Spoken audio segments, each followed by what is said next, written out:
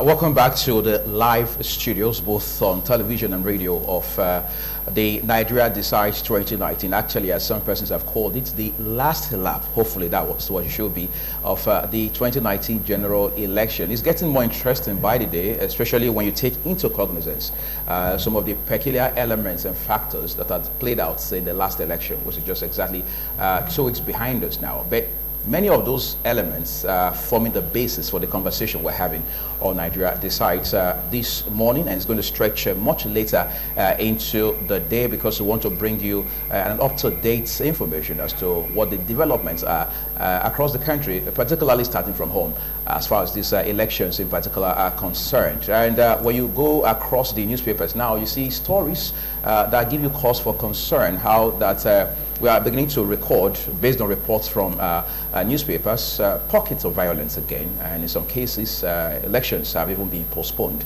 in certain areas across the country. We're going to wire all of those factors into our conversation on the program. In the meantime, we're told that Deborah Ogbefun has spoken with Omoigi Ogbedehama as he has commented on the voting process in Georgida Primary School, GRA, Benin City, complains of low turnout of voters. That's giving concern. Again, a lot of persons have talked about how that they are basically concerned about how that voting may not be as robust as we had expected, especially in the area of numerical strength. So we're looking forward to seeing a much higher turnout as we move into the voting proper. Let's hear from the Honorable now.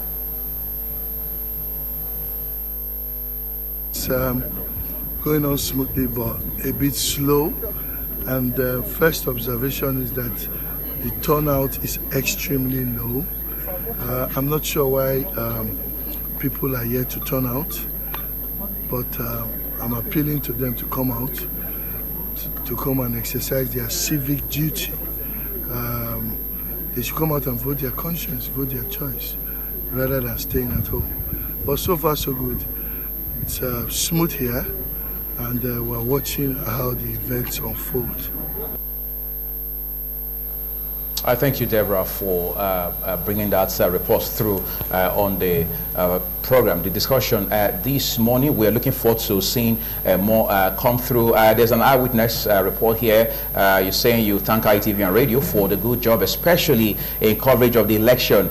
You say you voted at Iyoba Girls School along Technical School Road. That's somewhere within a local government unit 5. You said the voter turnout is very low compared to last election, and there is too much apathy and loss of confidence in the electoral process. You say, please, it's high time we changed and started doing what is right in the sight of God and before the observers of democracy. This is coming from Pastor Theo Ire. There's a follow-up eyewitness account. You say you think the reason for the low turnouts is as a result of the fact that candidates are not sharing money at the voting centers. This is coming from Peter Emaswen. Well, that can only be at best allegation. But of course, the idea, the fact, as we have come to establish over time, that money is always being shared at voting centers doesn't seem to be a piece of breaking news, for want of better words. But we're going to have to make sense of all of that as we start this discussion on the program, the second lap of the discussion this morning. Hopefully, a call is coming through, and that way we'll be able to put you on the right pedestal as far as keeping you informed concerning these elections are concerned. We understand that Debbie Ogbefun is online with us now. She is reporting, she's actually covering the election, the 2019 Governorship and State Assembly elections for us. She's live online. Debbie, what exactly do you want to tell us concerning the area where you're covering? Okay, I'm covering the local area of the state. Okay. I noticed that as early as 7 o'clock in the morning, INEC had parking and some voters were already on the ground at the various polling centers in the local government area, waiting for the specified time for accreditation of voting. They are judged either promised to GRA related to raw materials and voters arrived on time.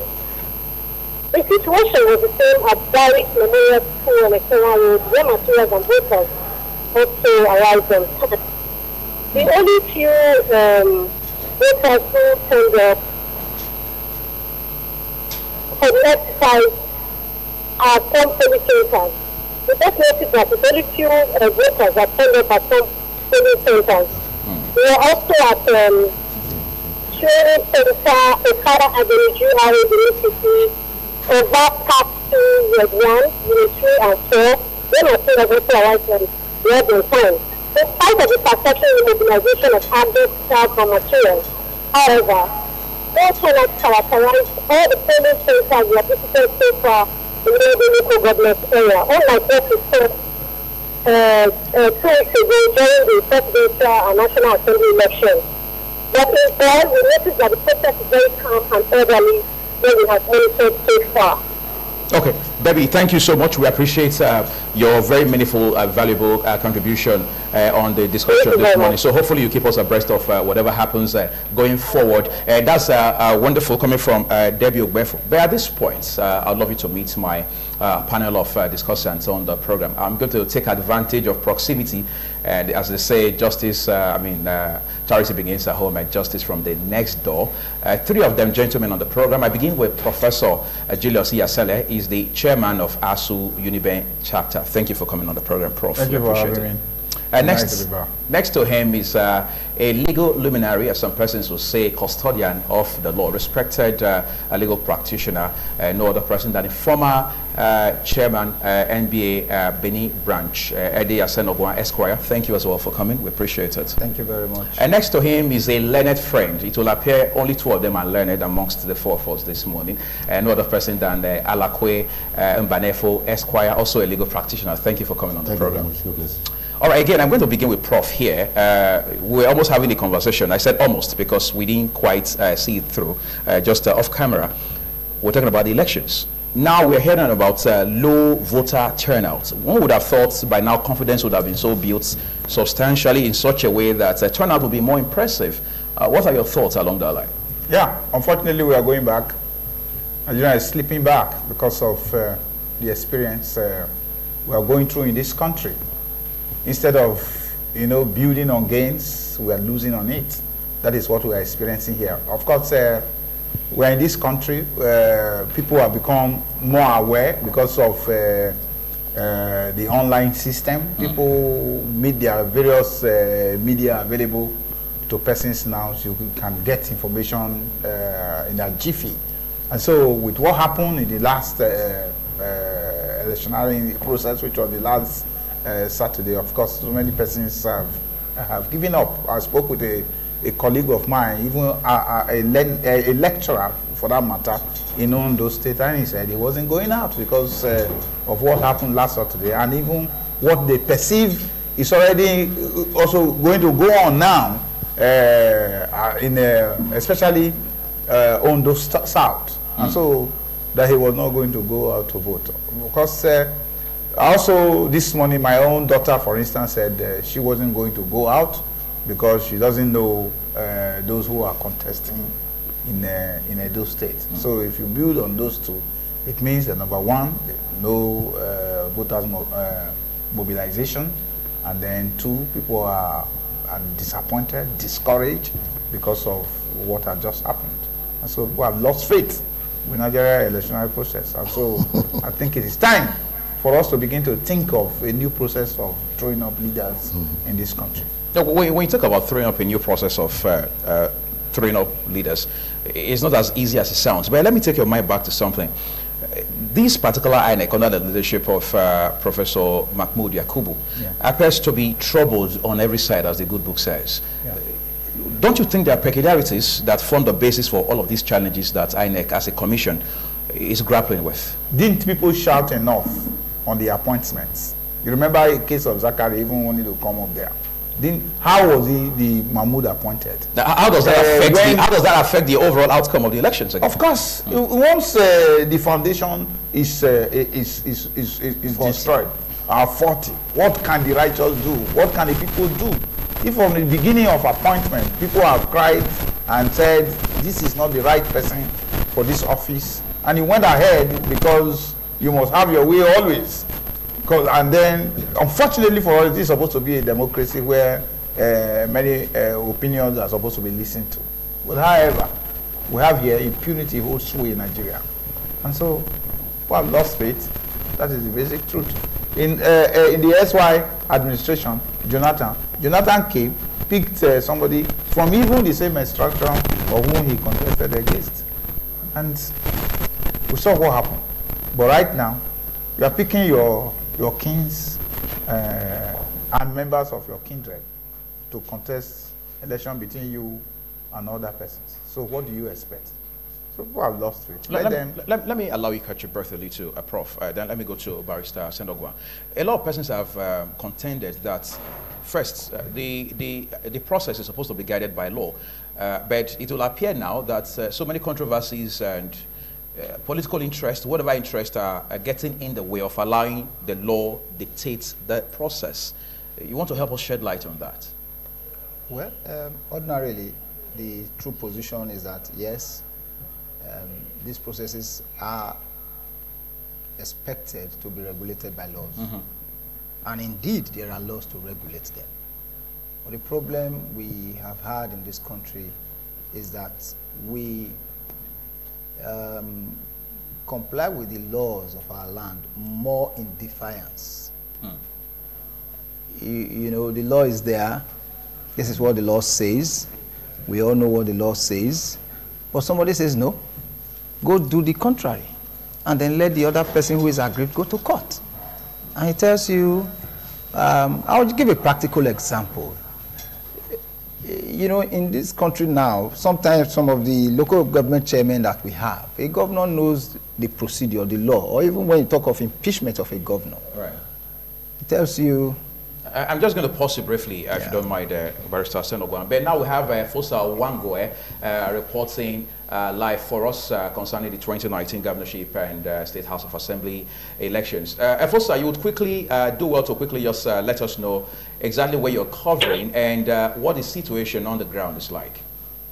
Thank you. I'm calling from Governorship, where I visited some centers. Among the centers are Ogiyan Primary School in UTC, the Caladorian Primary School, Okada Grammar School, Oboame Primary School, Igbomo, and the Siwa Primary School, Naifo. In all the centers, one thing was very common, which of course is the low turnout of voters, unlike the presidential and national assembly elections. But the situation is calm, there is peace everywhere. No violence for now reported and observed. So let's keep our fingers crossed and be sure we will have a violence-free process all the way through. Fosa, thank you so much for keeping us abreast of developments from your end. We do appreciate it. Fosa will stay with us in the course of the discussion as far as Nigeria decides is concerned. But let's quickly allow Barrister Aseno. So, like I was saying, you find a situation where a governor knows what the law is as per maybe removal of a local government chairman, whose tenure is like 2 or 3 years, depending on the state. The man wakes up one morning and says, oh, this man is challenging me, or he's not a member of my party. I want to dissolve that council, or I want to suspend the chairman. He says, oh, let the chairman go to court if he's aggrieved. He knows what the law says, but he breaches it and says, go to court. Before you go to court and you come back, your tenure would have lapsed, and the exercise of going to court becomes academic. So you find that people just, without, even if they know the law, political expediency, religious issues, or ethnic matters, they just do what they like and say, go to court. We must check that. And for me, that's why I keep saying that I would even rather have good men administer bad laws than to have bad men administer good laws. Is that the case of the devil's alternative? Well, for me, you find that if you are not a good leader in the first place, if you do not have good conscience, if you are not a conscionable leader, a benevolent leader, you can abuse the law and nothing happens. And you say, let them go to court. And we keep going round and round and round. Quickly on this same issue. Yes. All of these issues you have raised are very salient and they are topical. They are things most Nigerians can relate with, at least those with a fair amount of enlightenment. But then again, do they form basis for us to take a second, closer, more critical look at our laws? Well, the truth is, our laws as they are very good. Very good. And we continue to improve on these laws. You see, you cannot make a law that will be entirely universal and flawless. Okay. It is as you get along, oh, we have made a particular law, we look at it and say it's good. Over time, you find that things happen, society change, and you need to update that law. And then you amend the laws. When this amendment comes, we also try it. I'm going to pause you again. Yes. I have to apologize for that, just to bring our viewers on television and listeners on radio up to speed. From Alassane Bala, Abuja State's Abuja correspondent, reporting from Jos. He says so far election in Jos, the capital city of Plateau State, is peaceful, but characterized by low voter turnouts in parts of that city, especially Jos North local governments. Let's see if we have sound for that.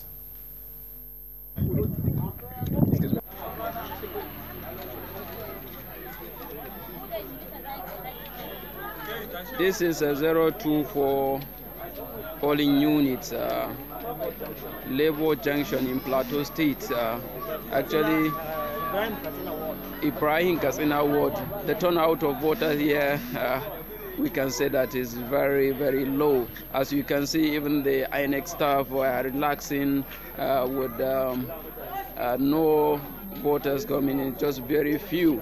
And you can see it's only 2 people on the queue, and already security are on ground to ensure that there will not be any issue of vote snatching. But exactly opposite this polling unit, there is another one there. The turnout was also very low compared to other areas we visited earlier. So with it means that the turnout of voters in Plateau State is not as much as what we had in the presidential and national assembly elections. Oh, thank you so much, Alassane, for that report from Jos North local government area in Plateau State, North Central Nigeria. Barrister Senogwan, let me allow you to push that project. So I was saying that if you look at our electoral law, for instance, we've had several amendments to that law. And each amendment is an improvement over the previous one. If we have an electoral law and we conduct elections with it, you see some flaws. And then you attempt to make laws to check those flaws. That's what we've been having. And that's what and you still find that every time, even though these laws are amended, our political class just find a way to make nonsense of the whole process. So for me, it is more of our own consciences that we need to work on. So how do we activate our conscience? Well, enlightenment, education, food security. And these are the things our leaders have continued to exploit. You understand? You want to make our youth talks rather than graduates. You want to make our children not to go to school because you believe that if they go to school, you will not be able to call them with one hand and make them political talks. So these are the issues. It is not really, for me, if we are saying our laws are inadequate, our laws are not efficient, I will say just for about 10 or 20%. So if we have good leaders and the laws are not even as good as they are now, we can make better progress. Let me allow Barrister Lakwe make a contribution too. I don't know how much you follow this whole process, especially the campaigns and all of the interactions we've had so far. You will realize that a lot of persons are saying today that most of the persons running for offices now did not make so much of point as to what exactly they would do to face the myriad of problems that Nigerians are dealing with. I'm going to allow you push that point just in a bit, but in the meantime, let's join Kingsley Uchegu, who is also reporting live for us this morning. Kingsley, good morning. Hello, Kingsley, good morning. Hello, Kingsley, can you hear me? I guess we're having a small technical challenge with Kingsley, but as soon as he comes back through for us again, we'll bring him on so he can also bring us up to speed as to what the developments are at the end where he is covering for us this morning. Barrister Mbanefo, you were going to make a point because I was saying, just by way of reminder, that most people are saying today that politicians, particularly those running for offices and their respective political parties, did not do an excellent job telling Nigerians, convincing Nigerians, enumerating the issues and how they will resolve those issues as far as these elections are concerned. For example, critical issues like power, like roads, which of course Barrister Senogwan already alluded to. What are the implications of that kind of development for this election and going forward? Yeah, I believe that, first of all, the Prof said here that the foundation, okay? Yeah, we're just going to quickly take this call. Hello, Kingsley, good morning. Good morning. Yeah, good to have you on the program. Please quickly tell us where you're covering and then give us a sense of what the development is around there. Hello, Kingsley, can you talk to me? Hopefully we'll be able to deal with this. We just want to believe the network ultimately will be in our favor on the program this morning, because we're working frantically to give you a pulse of what developments are like across the polling centers this morning and even far beyond. But let me give that space to Barrister Mbanefo again to talk to us. Yes, like the Prof said earlier, when a foundation is faulty, you can hardly build anything on it. Like the lawyers will tell you, you can't put something on nothing, it will definitely collapse. If you're talking about candidates and their manifestos, first of all, that of the party, and what the candidate intends to do for the citizenry if he's elected, as either as a councillor, as a president, as a governor, as a member of House of Assembly, as a member of the Senate or House of Reps. You have to ask yourself first, how did the candidate emerge? Right. Did the candidate emerge through due process? Did he emerge through normal, primaries? Or was he a product of one godfather who sat down in his parlor and said, that's my candidate? Right. And so if a candidate did not emerge through due process, and that candidate emerged through a godfather who said, is my candidate, the two things are there. It's likely that he may not be the right candidate, or he may not have what it takes to represent the people. So when he's talking about what he tends to do for his constituency, who is the candidate? What is his pedigree? What does he have upstairs? Does he know what it takes, to deliver? And then does he really know the duties of a senator, or that of a House of Rep, being a member of House of Rep, or being a member of House of Assembly? Can he is going there to make law, for instance. What level of ideas about laws does he have? Does he understand the process of making laws? And so if all these are not there, it will be difficult for you to expect him to have done a very good campaign to say, we're going to do this, we're going to do this. Because first of all, if you go to the hospital to see a doctor, a good doctor that knows his onions will first of all ask you to go to a lab test. You go to lab test, he checks, the lab person, checks you, and then comes up with your problems. This is your problem, this is the problem. The doctor will not say, okay, based on the lab result, we will apply this, we will apply this, and we will apply that for you to get well. So for you to be, a politician who is running for any particular office, you must first of all identify the problem with the people. Incidentally, Kingsley Uchebo is back with us. Hopefully, we should be hearing him loud and clear this time. Hello, Kingsley. Good morning. Good morning. Yes, good to have you on the program. Please quickly tell us where you're covering and then give us an idea what's happening around there. Okay, I'm calling from Ugu in Orio local government area. Okay, so tell us what is happening there. The election is now holding here. I'm in Unit 6 and 7. No election. They said they are still expecting material. But are the officers on the ground already, those who are supposed to use these materials? Nobody's on the ground, no official. The electorate that came, most of them are leaving disappointed. I think I can almost feel that pulse in your voice too.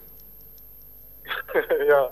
So there's more disappointment here. Nothing is happening. Electorates are all waiting. They are still waiting for the material.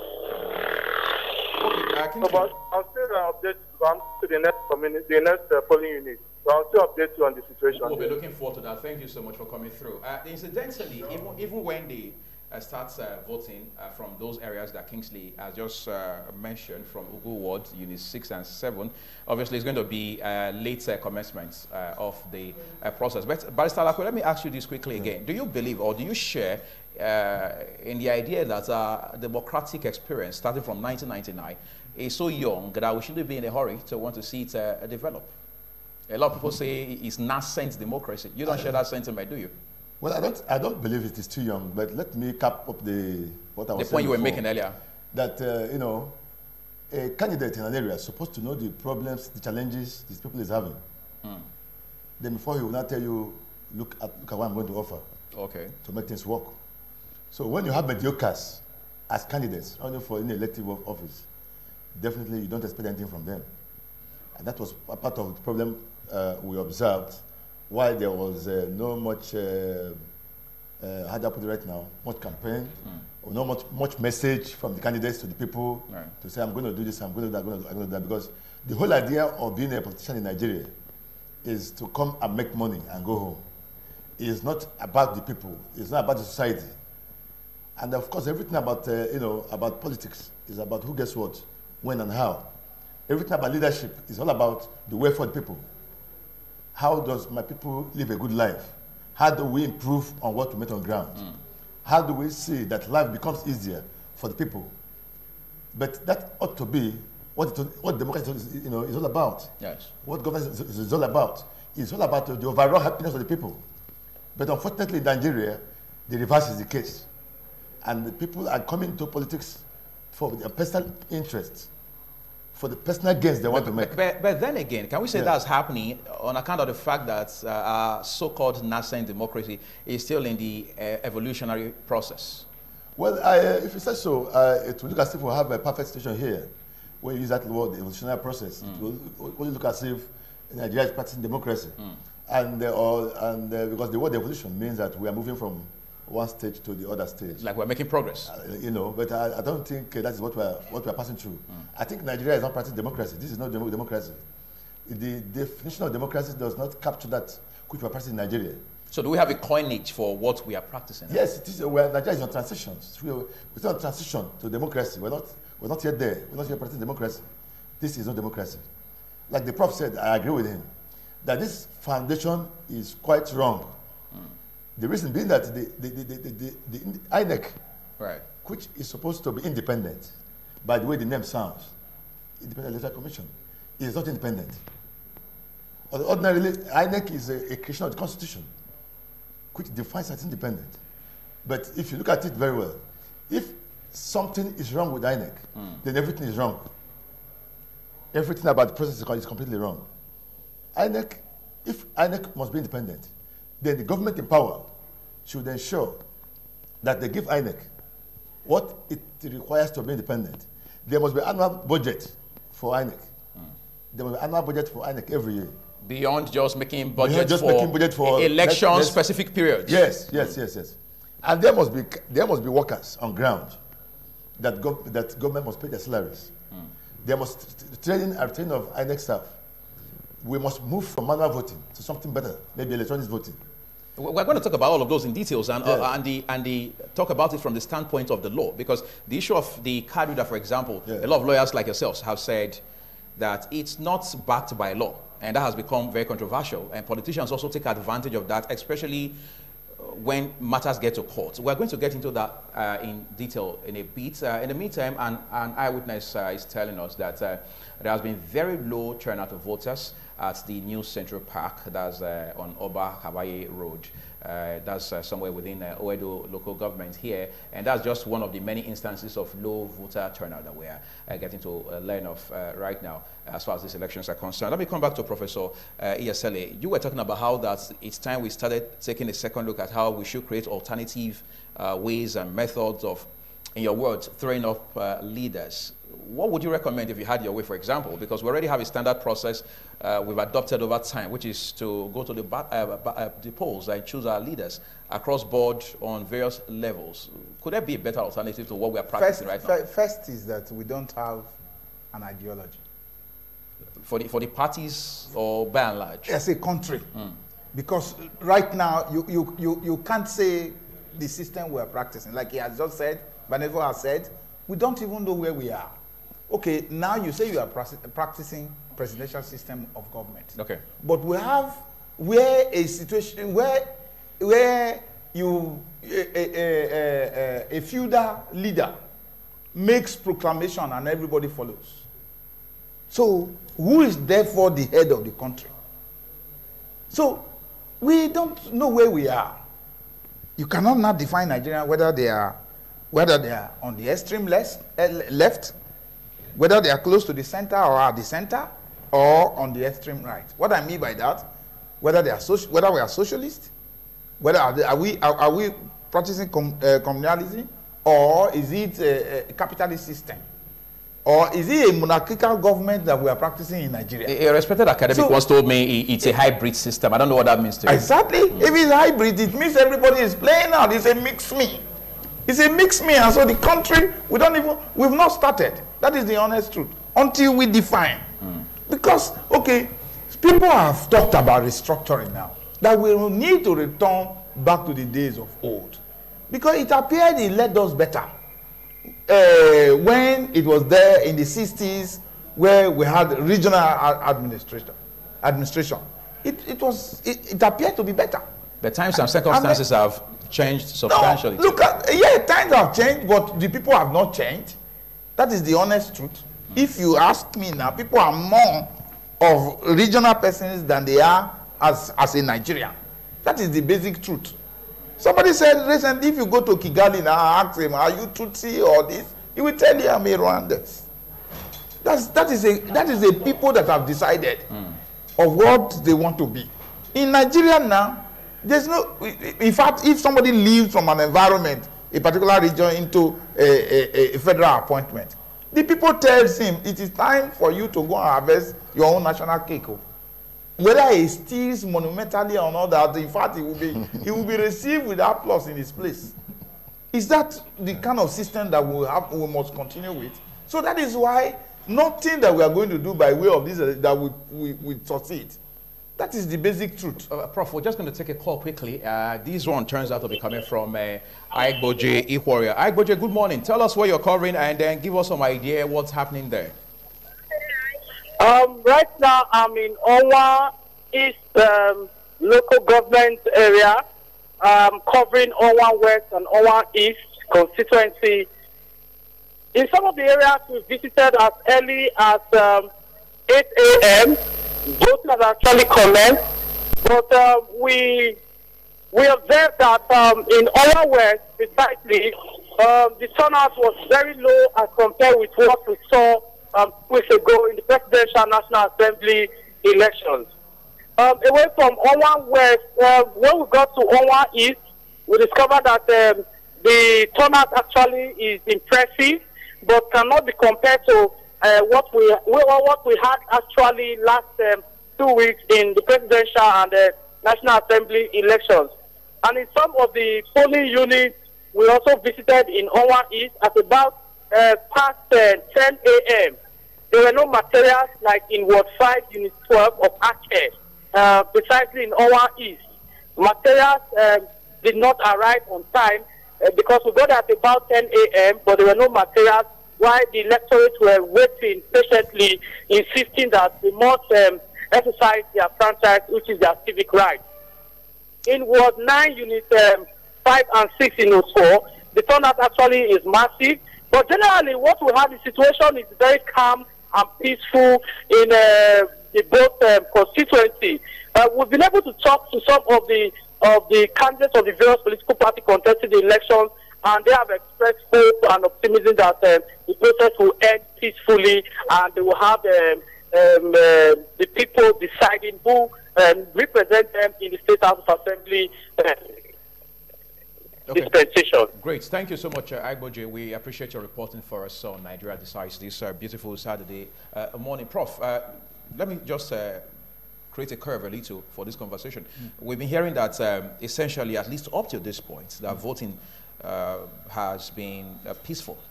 It may be too early to judge, but overall, in comparison, what we had last, 2 Saturdays ago, do you think there's an improvement along that line in terms of security and outbreaks of violence? By God's grace, I'm a researcher.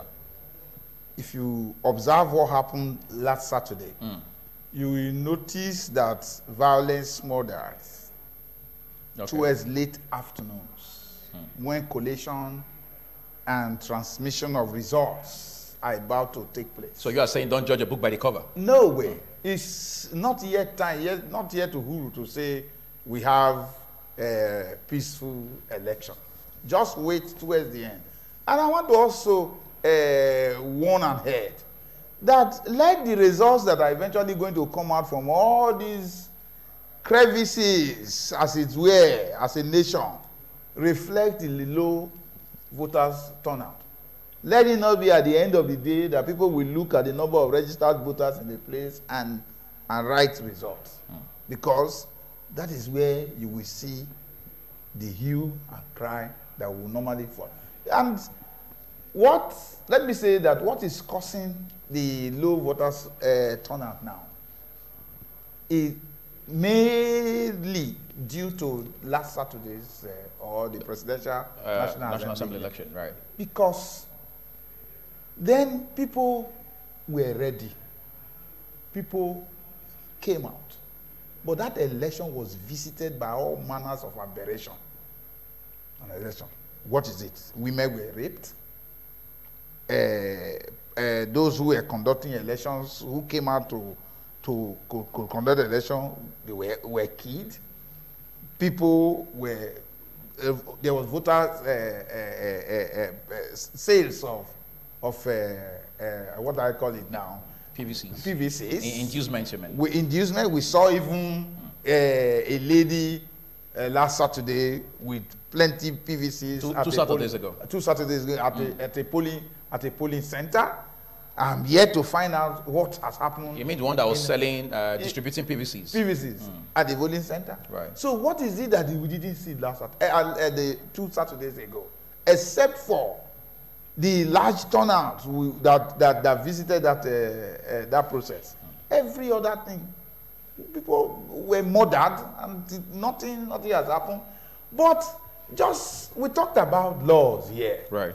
My co-discussant here has said, you know that after one process or the other, you build on it, devise laws to track whatever shortcomings you have had in the past and all that. And the National Assembly of this country came up, took time and money, taxpayers' money, to deliberate on issues on how we can have a wholesome election in the name of electoral bill. And the president refused to sign that bill because that would have tracked many of the problems. Now the voters' apathy is caused by all of this because people now know no matter what, the people will come out and tell you, if you are not satisfied, go to court. And before you get to the court, they are already there, or they have put processes on ground, to falsify whatever you come out for the court. What court now? Because is it not the same where the man that had the apex of the court was brutally removed? Let me use that word. Removed because people knew where they were going to. And they had gone ahead of the people and then to now, of course, decide on what happens. But the man who appointed, who nominated and appointed him in the position of the president has also said that action was taken on the basis of a court order. But you see, these are what we are saying now. But there was a court order that was established. A court order. How did it emanate? Why should it come up a few days before the election? Was there a better time? That was when the issue came up. And then when you were now to replace, why must you go? Who did you use in replacing him? But however, is the process of removal, did you follow due process? Has court been known to become jungle justice? Is that what we know of in this country? So they had prepared for the entire Nigeria. Nigerians have seen that no matter the effort they were going to make, it was not going to produce a result. And so many people have resigned to their fates. They are at home. But I have always posited here that one thing stops madness, that is death. Okay, before that happens, and hopefully that will not happen.